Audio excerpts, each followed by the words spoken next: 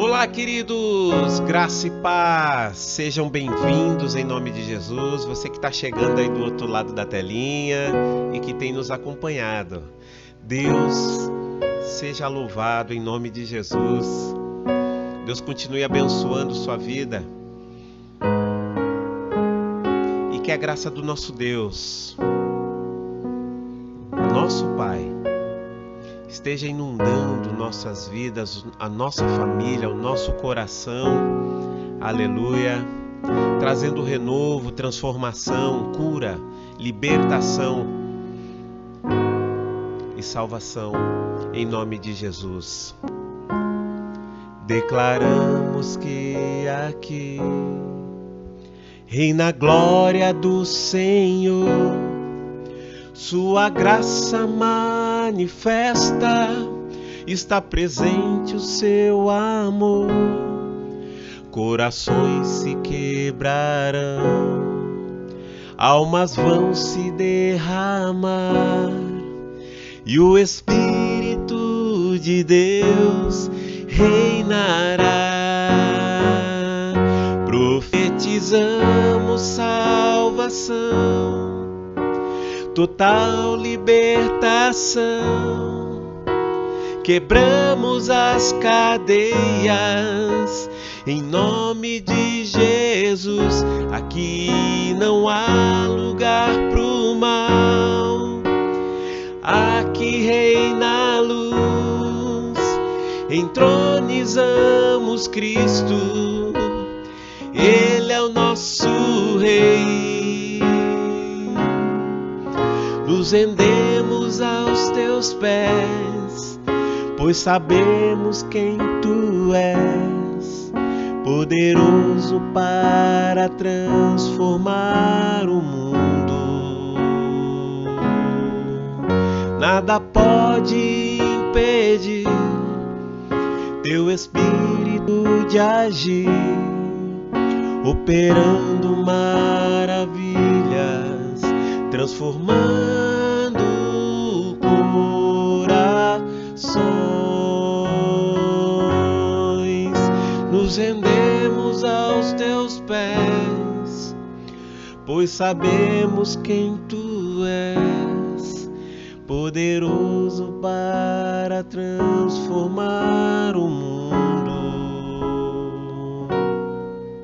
Nada pode impedir teu Espírito de agir, operando maravilhas, transformando corações.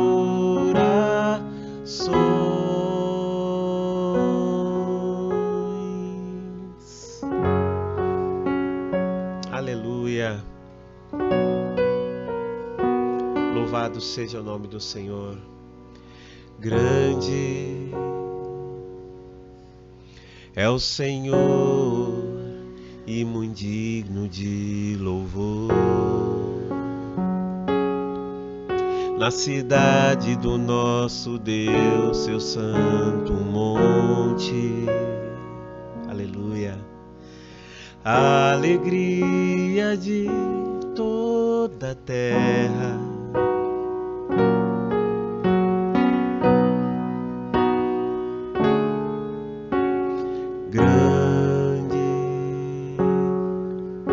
É o Senhor em quem nós temos a vitória, que nos ajuda contra o inimigo. Sim, nós cremos. Por isso diante dele nos prostramos.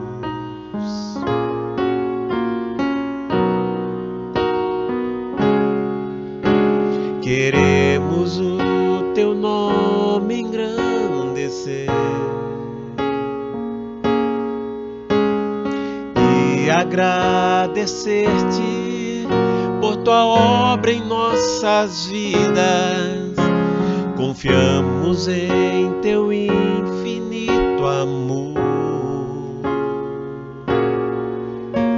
pois só tu és o Deus eterno, sobre toda a terra e céu. Queremos o teu nome engrandecer e agradecer-te por tua obra em nossas vidas. Confiamos em teu infinito amor, pois só tu és o Deus eterno sobre toda a terra e céu, pois só tu és o Deus eterno sobre toda a terra e céu.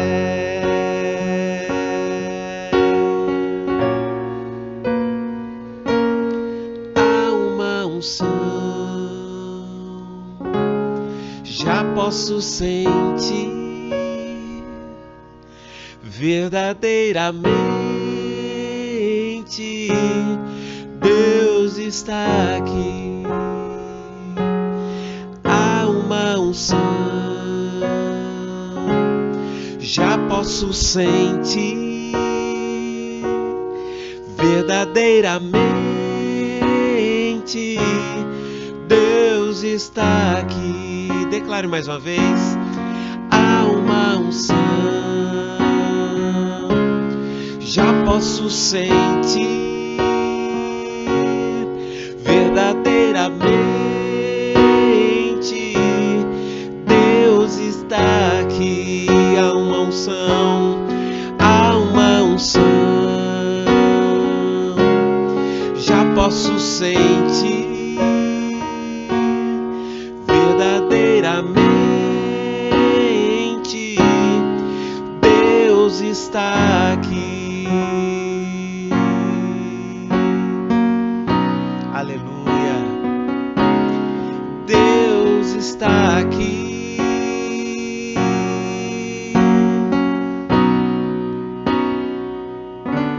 Deus está aqui.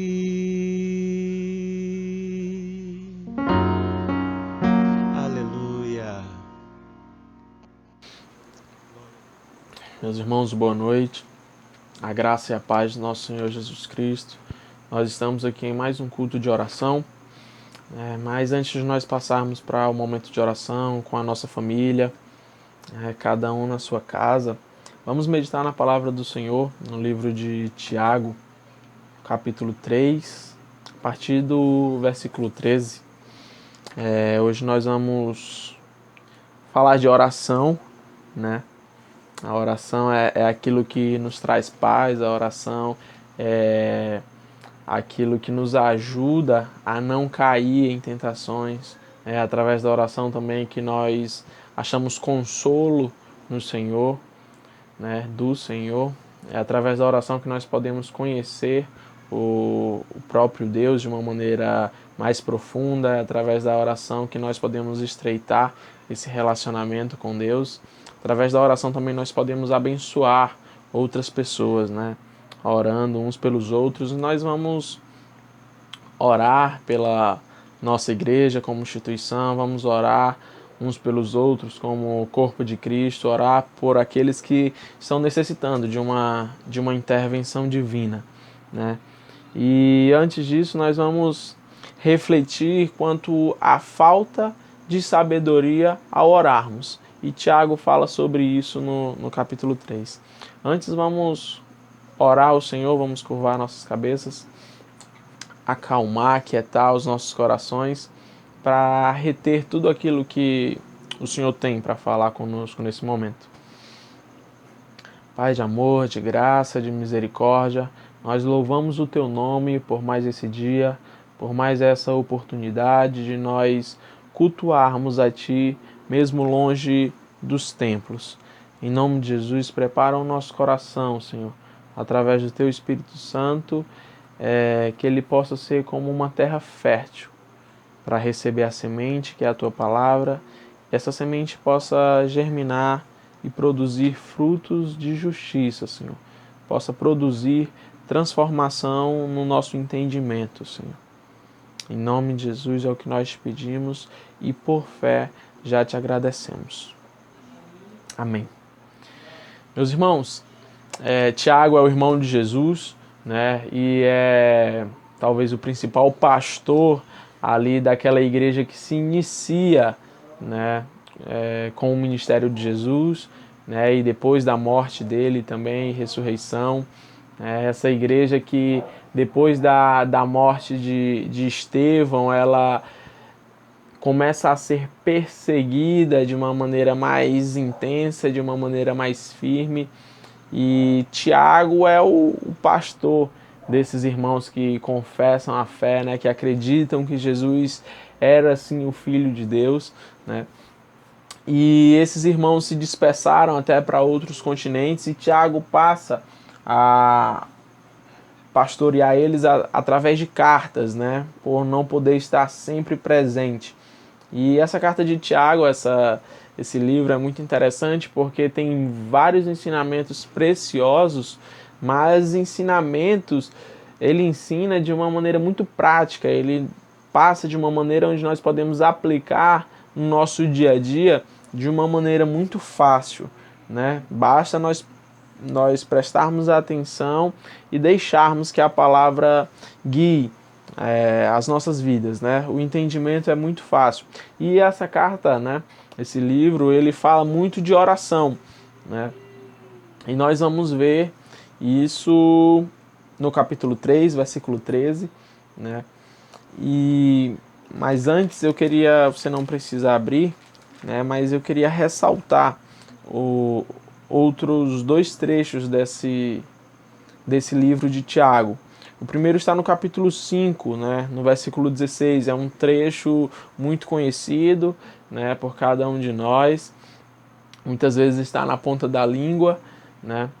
E diz assim: a súplica de uma pessoa justa ou a oração do justo é muito poderosa e eficaz. Né? Aqui já é no finalzinho do livro, já nas orientações finais de Tiago, e ele diz para chamar os presbíteros para orar pelos enfermos.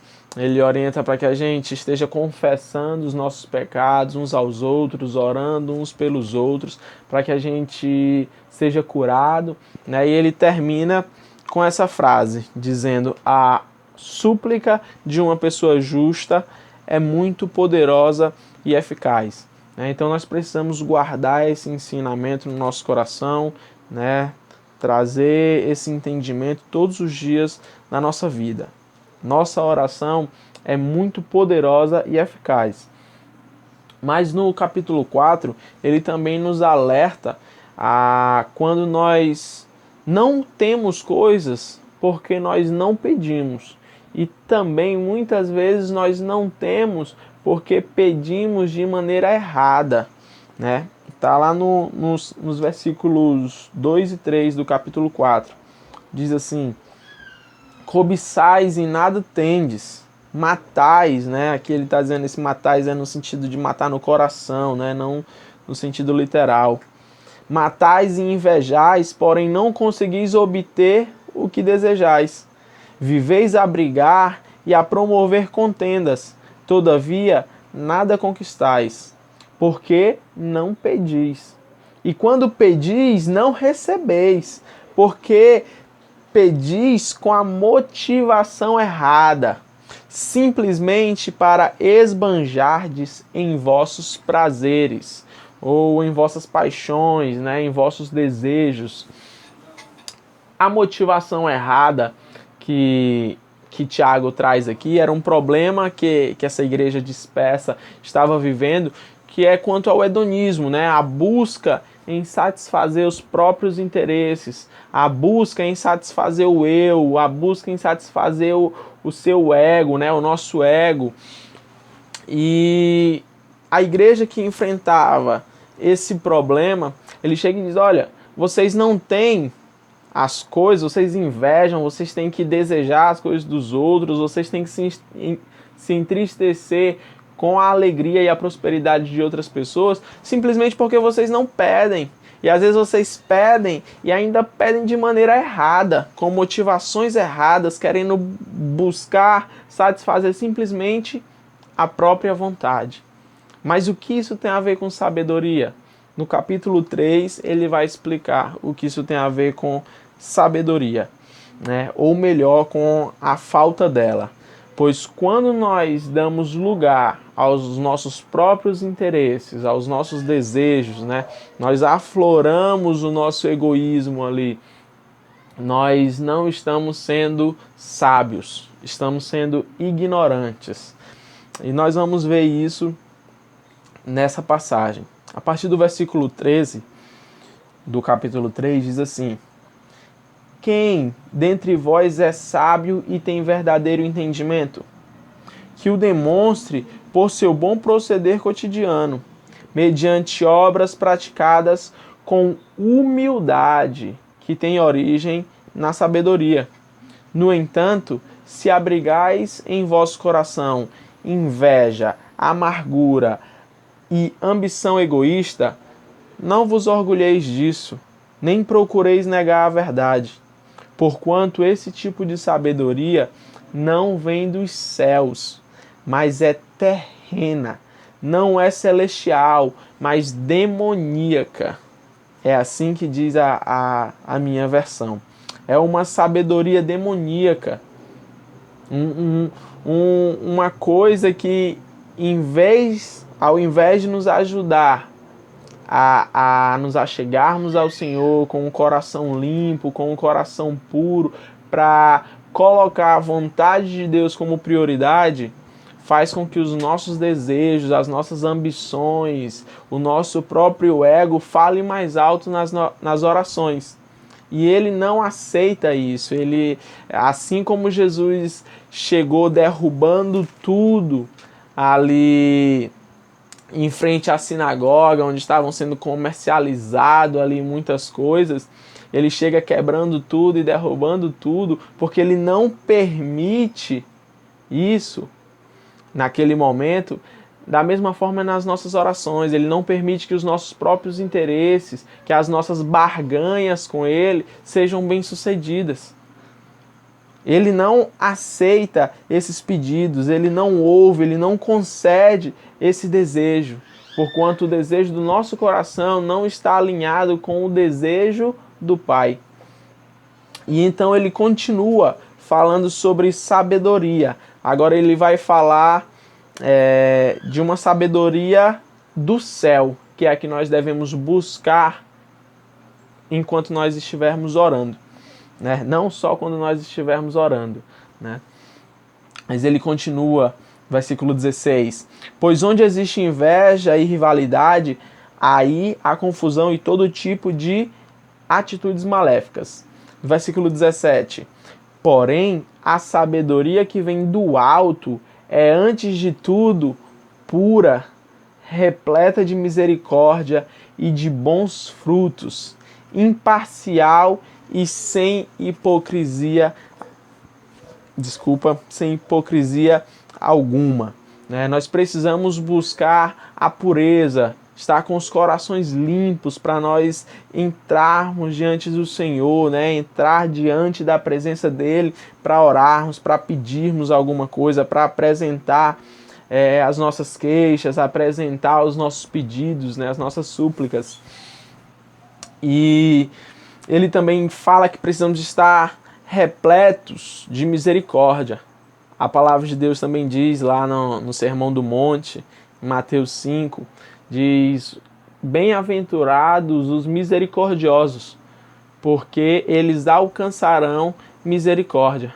A palavra de Deus também diz nesse livro de Tiago, acho que no capítulo 2 ou no capítulo 1, ele fala que nós precisamos ter misericórdia, também pensando que se nós não tivermos misericórdia, Deus não terá misericórdia quando estiver fazendo juízo das nossas vidas.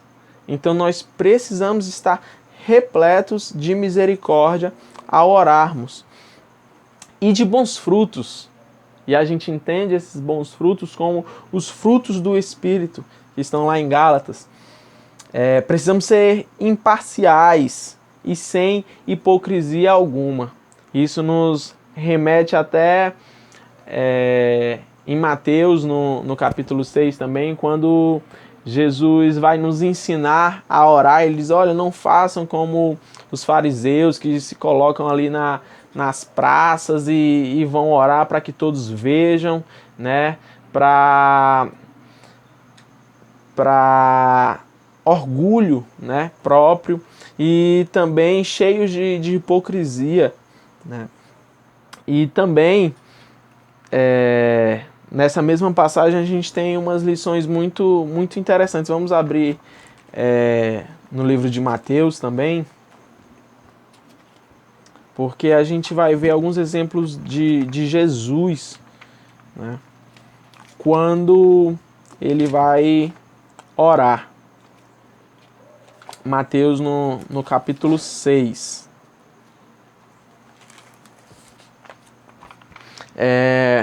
Muitas vezes nós usamos de palavras muito bonitas e passamos horas orando, mas ainda assim nós podemos orar sem sabedoria alguma. E o próprio Jesus diz lá no capítulo 6, versículo 5, diz assim, quando orardes, não sejais como os hipócritas, pois que apreciam orar em pé nas sinagogas e nas esquinas das ruas, para serem admirados pelos outros. Com toda certeza vos afirmo que eles já receberam o seu galardão. Tu, porém, quando orares, vai para o teu quarto, e após ter fechado a porta, orarás ao teu pai, que está em secreto, e teu pai, que vê em secreto, te recompensará plenamente. E quando orardes, não useis de vãs repetições, como fazem os pagãos, pois imaginam que devido ao seu muito falar, serão ouvidos. Portanto, não vos assemelheis a eles, porque Deus, o vosso Pai, sabe de tudo os que tendes necessidades, antes mesmo que lhe o peçais. Aí ele começa no versículo 9 a ensinar como nós devemos orar. E eu queria que a gente se atentasse para o versículo 10. No versículo 9 ele diz, por essa razão vós orareis, deste modo, Pai nosso que estás nos céus, santificado seja o teu nome. Então ele começa reconhecendo quem Deus é e adorando a Deus. Santificado seja o teu nome. E aí depois de reconhecer quem Deus é, reconhecer a quem ele está orando, a quem ele está pedindo, a quem ele está se achegando e adorar a esse Deus, ele diz, venha o teu reino, seja feita a tua vontade, assim na terra como no céu. Deste modo, Jesus se desprende de qualquer tipo de desejo próprio, ele se desprende na oração dele de qualquer necessidade particular, de qualquer satisfação de prazer pessoal, né? Ele deixa bem claro, logo depois de que ele reconhece a quem ele está orando e que adora, ele diz, olha, venha o teu reino, seja feita a tua vontade, aqui na terra, assim como é no céu. Então, o objetivo da oração de Jesus, o que ele pedia, o que ele apresentava ao Pai, tinha como principal intenção que a vontade de Deus fosse estabelecida aqui na terra como no céu. E aí depois ele apresenta várias coisas, né? Ele nos ensina a pedir pelo pão de cada dia, ele nos ensina a pedir perdão, ele nos ensina a pedir para que o Senhor nos ajude a trilhar um caminho longe do mal, e ele vai ensinando várias coisas. Mas primeiro ele deixa bem claro, Senhor, que seja feita a tua vontade, aqui na terra como é no céu. E isso tira toda a margem para qualquer tipo de interesse particular. No mesmo livro de Mateus, você não precisa abrir, mas no capítulo 26, né, ele tem uma outra A oração de Jesus aí já não é mais ele nos ensinando a orar, mas é ele próprio orando, né? Quando ele está prestes a ser crucificado, ele vai ao Pai muito aflito, ele chama os discípulos para ir com eles, e depois ele chama alguns para estar mais perto, e então ele prostra o rosto em terra e diz assim, a partir do versículo 39, no capítulo 26 de Mateus, diz assim: seguindo um pouco mais adiante, prostrou-se com o rosto em terra e orou: ó meu Pai, se possível for, passa de mim este cálice. Contudo, não seja como eu desejo, mas sim como tu queres. E nessa passagem, Jesus, com todo o seu sofrimento e angústia, com toda a sua humanidade, ele mostra como nós precisamos orar. Ele até diz: meu Pai, se for possível, passa de mim esse cálice, mas contudo, não seja feita a minha vontade, mas a tua vontade. E muitas vezes nós não conseguimos ter essa humildade, como o Tiago fala no capítulo 3, de nos achegarmos a Deus para orar com sabedoria. Uma humildade que também vem da sabedoria. Nós não conseguimos. E muitas vezes nós usamos uma sabedoria demoníaca, que eu não classificaria nem como sabedoria. Isso está muito mais ligado à nossa esperteza, como o que nós conhecemos como esperteza nos dias de hoje. Nós precisamos ser sábios, nós precisamos buscar a sabedoria para estarmos orando e não a esperteza. Nós não devemos nos achegar para orar ao Senhor com esperteza. Então, o próprio Deus nos dá o exemplo de como nós devemos orar, de como nós devemos nos chegar ao Pai, E orar com sabedoria consiste em orar buscando a vontade de Deus. Orar com sabedoria significa priorizar a vontade do Pai em relação à nossa. Nós até podemos apresentar e devemos apresentar os nossos pedidos, mas sempre priorizando a vontade de Deus, sempre mostrando que o nosso desejo não é prioridade, mas sim a vontade do nosso Deus. E agora nós temos a oportunidade de, junto com a nossa família, nós examinarmos como nós temos nos achegado diante de Deus para pedir, como nós temos nos achegado diante de Deus para apresentar as nossas causas, e nós temos a oportunidade de praticar essa sabedoria do céu, porque ainda mais quando nós oramos pelos outros, quando nós deixamos os nossos desejos, as nossas necessidades mais de lado e nós oramos pelo nosso próximo, nós colocamos mais em prática, essa sabedoria. E então nós temos a oportunidade para fazer isso agora. Lembrando que a sabedoria do céu, ela é, sobretudo, pura, repleta de misericórdia, de bons frutos, de frutos do Espírito, ela é imparcial e sem hipocrisia. Oremos com sabedoria. Não deixemos de nos achegar a Deus sem sabedoria, ou então com uma sabedoria demoníaca que prioriza os nossos próprios interesses. Pensemos sempre na vontade do Senhor e deixando com que essa vontade do Senhor impere sobre os nossos desejos, sobre as nossas necessidades, sobre as nossas preocupações. Então que o Senhor o abençoe, que essa palavra possa produzir vida em você, assim como tem produzido em mim também. Tá bom? Forte abraço. Até a próxima.